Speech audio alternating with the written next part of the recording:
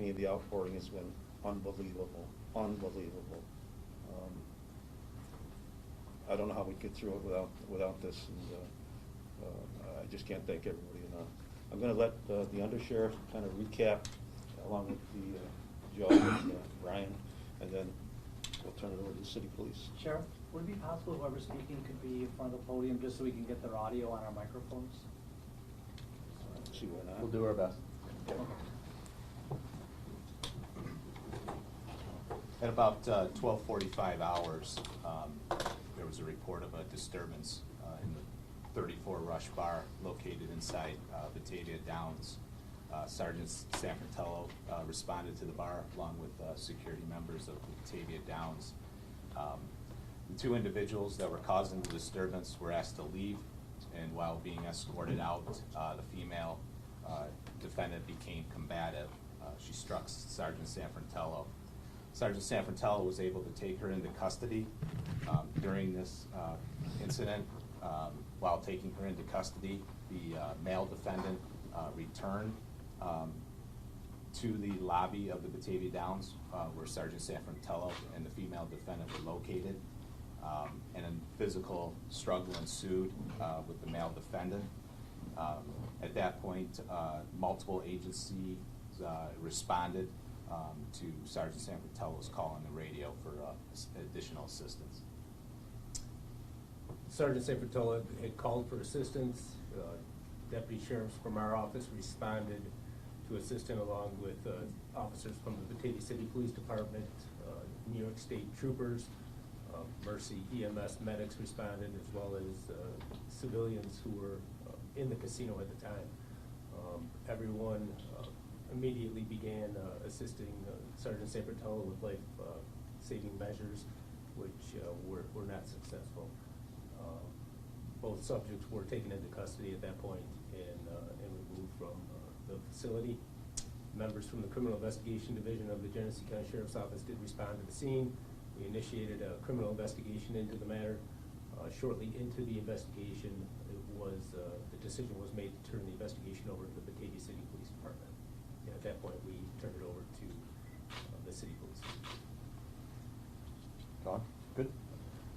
First, I just want to extend our deepest sympathies to the family of Sergeant Sanfratello and all the members of the Genesee County Sheriff's Office. This is a very difficult time for all of them and all of us. Sergeant Sanfratello was a great man. Approximately 12:45 a.m., City of Batavia patrol officers overheard radio transmissions made by members of the Genesee County Sheriff's Office who were handling a disturbance in the Batavia Downs Casino, located on the city line, half the property in the city of Batavia, half the property in the town of Batavia. Initially, a single Batavia police officer began heading towards the Downs to assist sheriff's deputies as needed.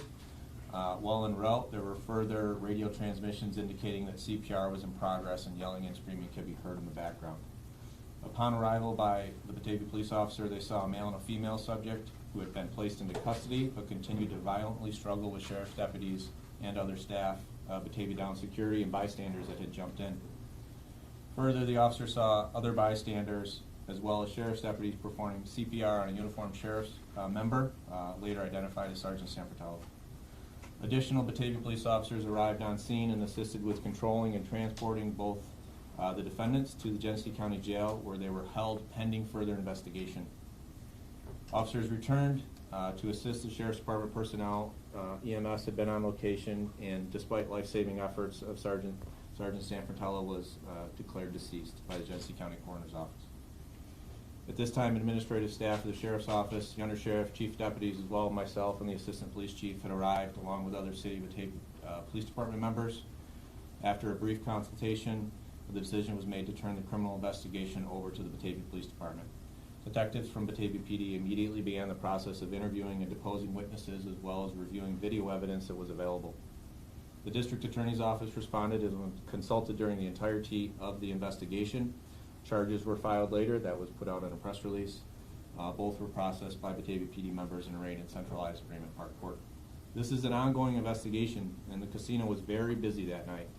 We're asking anyone who may have witnessed this incident and or may have digital evidence, videos or photos, to contact our Detective Bureau.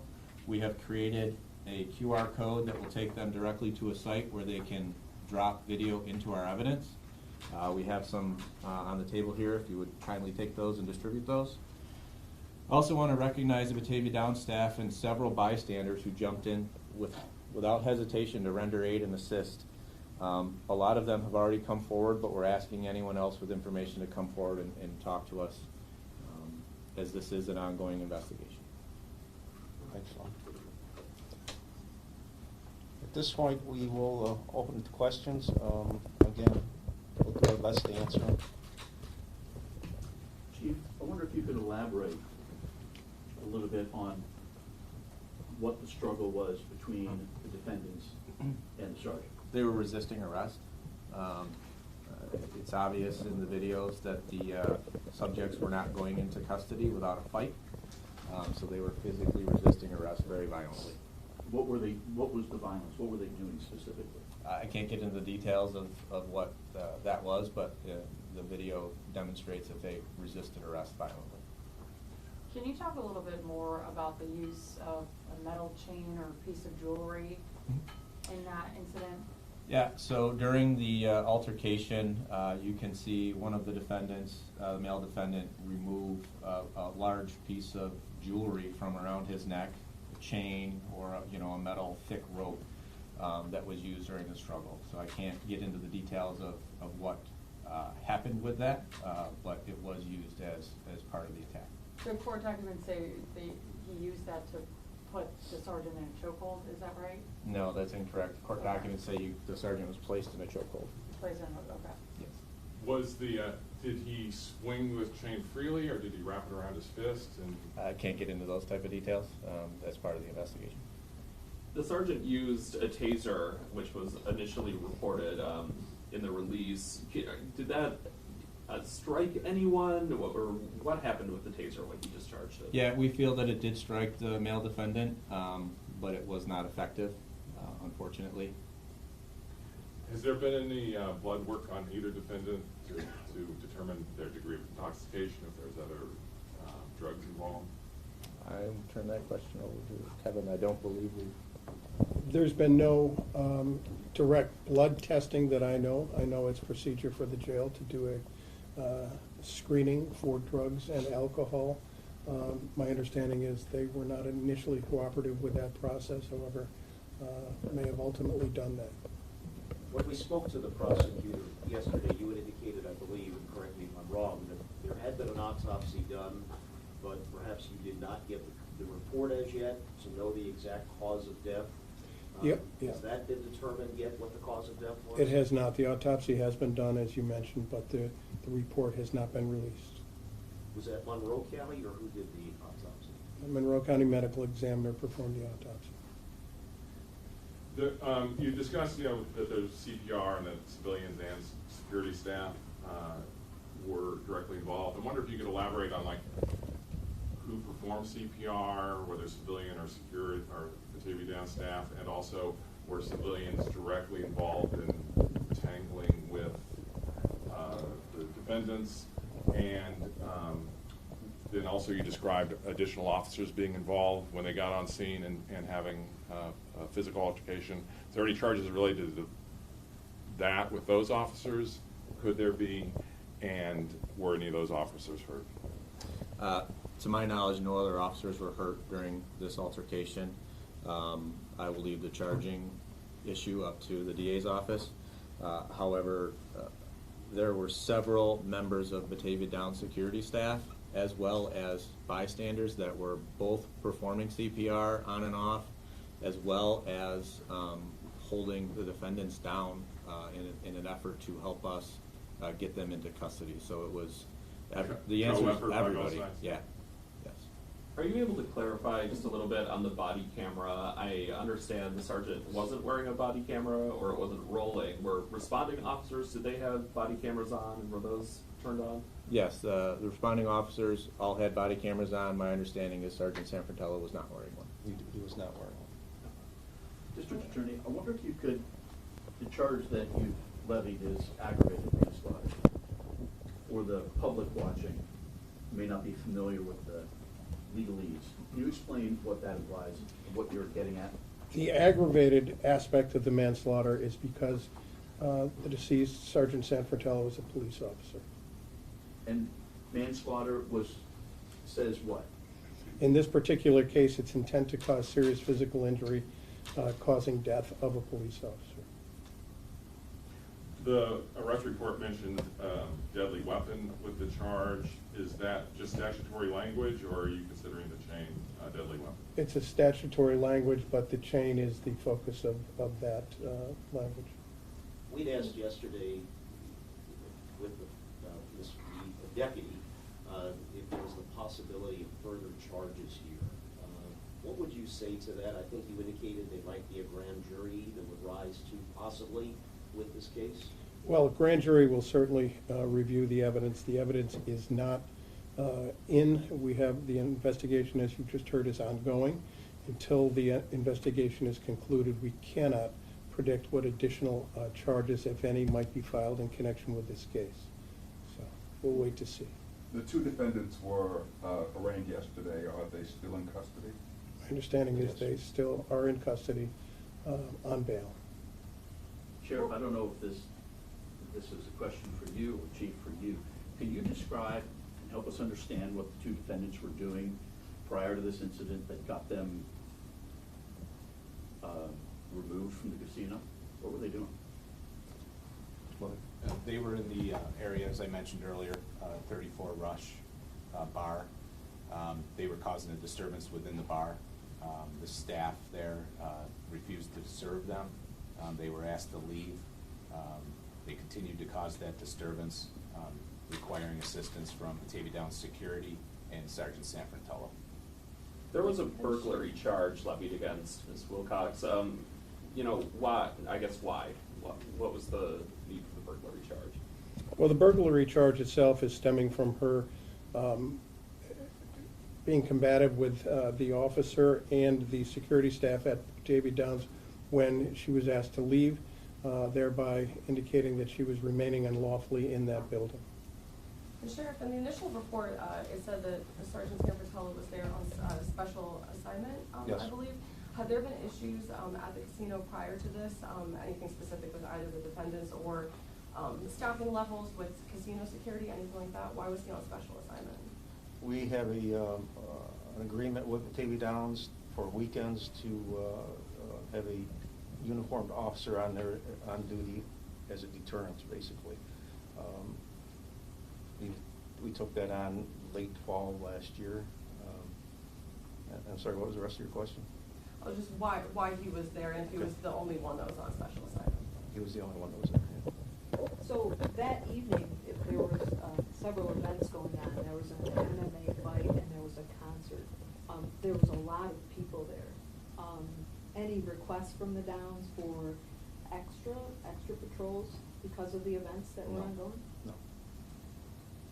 Sheriff, how do you think Mr. Elmore's actions contributed directly to Sergeant's death and Sergeant Wall?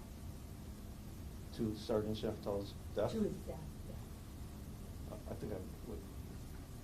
Well, I that, think well, that is part of the investigation, and that's certainly going to be significantly answered when we get an autopsy report. We can't really address at this point the mechanics of the death, so we'll have to wait on that. Kevin, yesterday after court, Mr. Elmore said, quote, "my life over." Would you consider that an admission of guilt, and is that an admissible statement that could be used against him?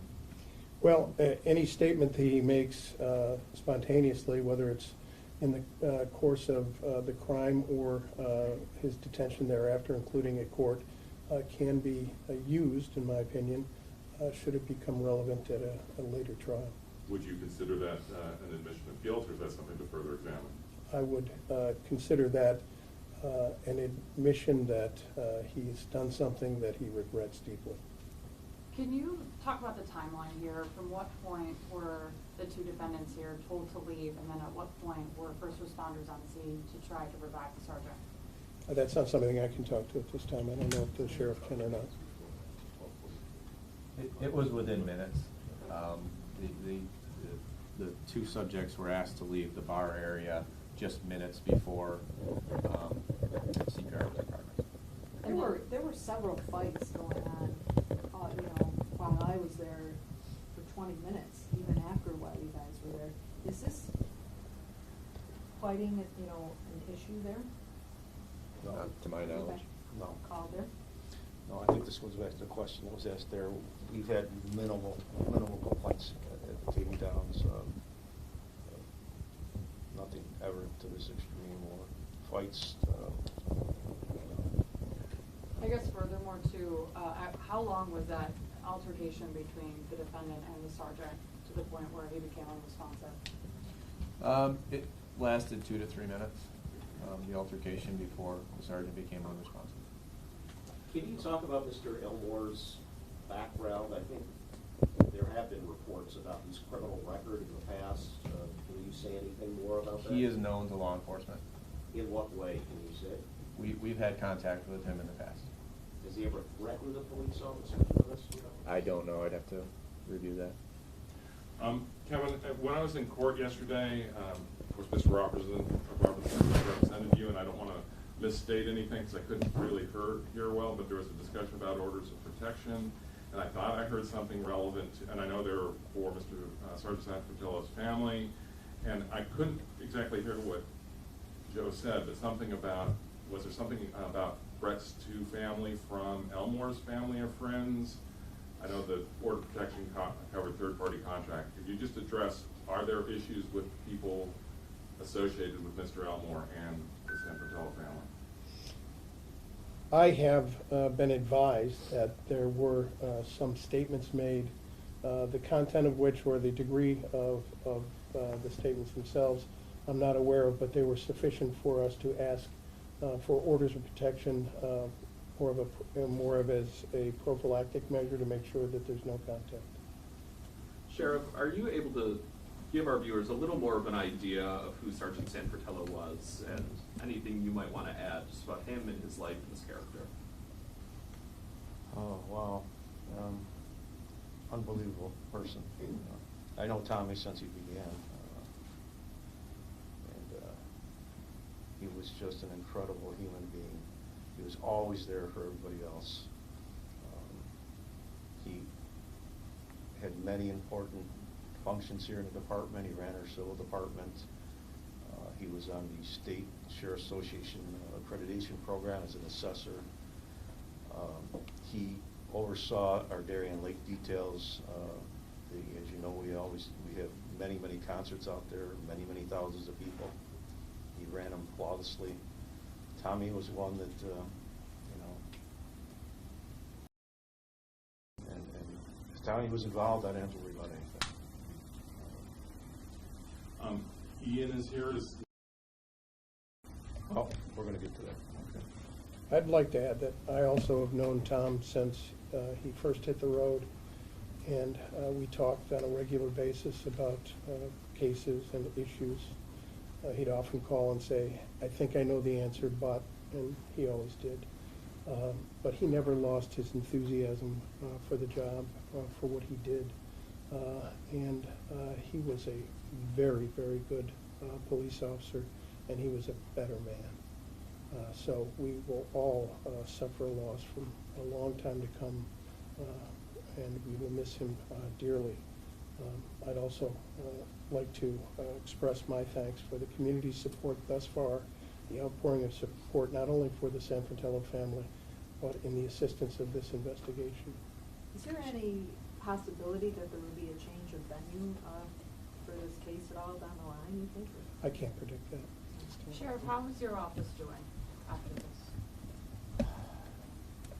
I would say on the surface, everybody's holding up, but I don't think it's really hit home yet. We have a funeral to go through. All in all, I think everybody's doing the best they can. Again, the support that we've gotten from the community, from other police agencies, City of Batavia Police Department, has been unbelievable.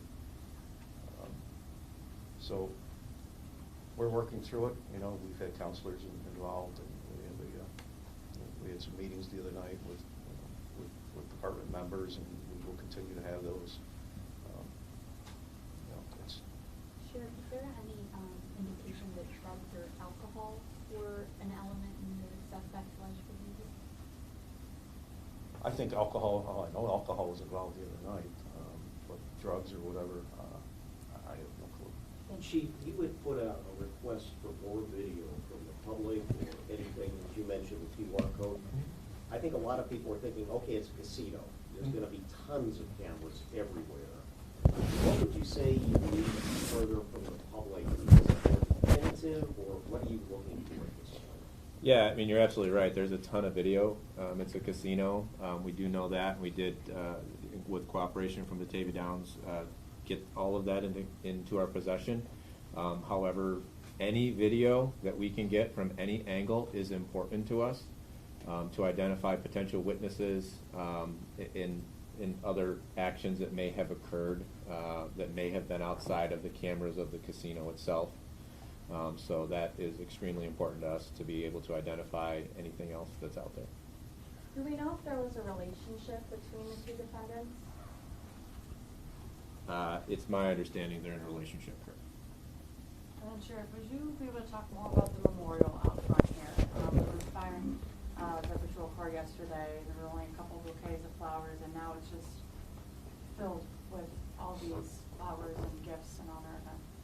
That was something that was brought up by one of our members that he has seen in the past. It's another tribute to Tommy. As you can see, it's gained a lot of momentum. The community is really behind us, and it's a demonstration of that. We'll have that out there for the rest of the week, so whoever wants to contribute to it. My impression, even before this, is that Sergeant Sanfratello is one of those rare individuals that has like almost no enemies. Everybody seems to like him. And would you address, what about his personality made him so likable? I think you can go back to even his early years. He started out as a EMT in an ambulance, then went on to become a volunteer fireman with the Alexander Fire Department. Started his career here at the Sheriff's Office as an emergency services dispatcher, went on to the road patrol. So I think that really, you look at Tom Sanfratello, and that's what he did. He served. He served our community, even from, I think he was a late teenager when he started as an EMT on an ambulance. So I think that goes right to Tom's character. Tommy never said no. You know, if you needed something, Tommy was there. It didn't matter who you were, what time of day or night it was. If he could help you, he'd help you. And, the guys always knew him as a resource too. You know, if they had something they weren't quite certain of, you know, okay, who do we have? Let's ask Tommy. Tommy will know. And yeah, he's going to be on the list. Sheriff, what would you say about the memorial service? I mean, I know usually there are other elements of law enforcement who want to take part and be there, and sometimes there are processions. Has anything been thought about that? Well, we expect a large crowd. As with any death of a police officer, you know, it's a brotherhood. You know, we expect to see, you know, many police agencies there. It's going to be at the call arena out at Genesee Community College, calling hours and the actual service.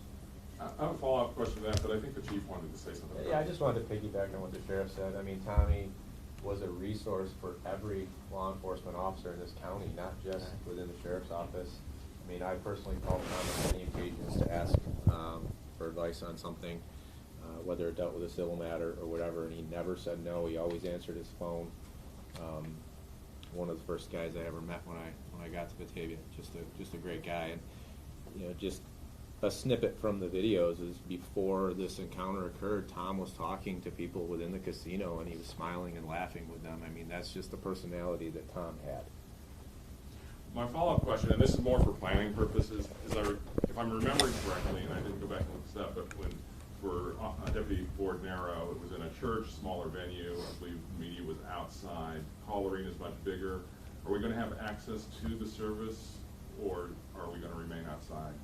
And I'm just not. We're still either working. way. I'm just wanting that for planning purposes. We will have a staging area for media. Whether or not we can get you inside, that hasn't been determined yet. Is this for both the visitation and celebration of life, or just one? I would say for both. Okay. I'd like to wrap this up. Tommy's son, Ian, is here. His son, Ian, works for us now. He's been with us as a correction officer. Ian has a statement he'd like to make. He's not going to be answering questions, so please respect that. Ian? You want to come up here?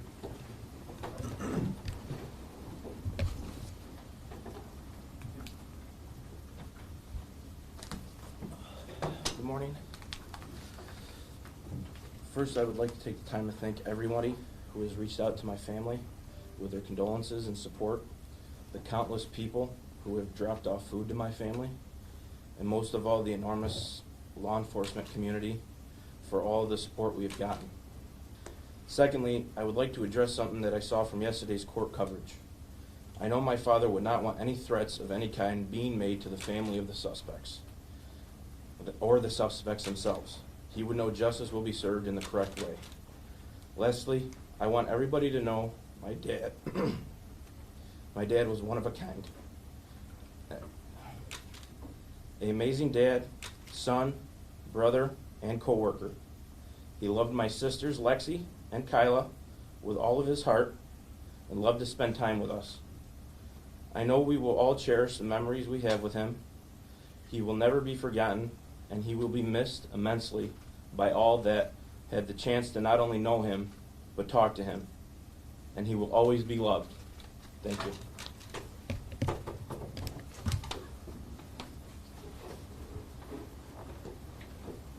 Okay, again, I thank you all for coming. I hope we, were able to answer some of the questions you had. And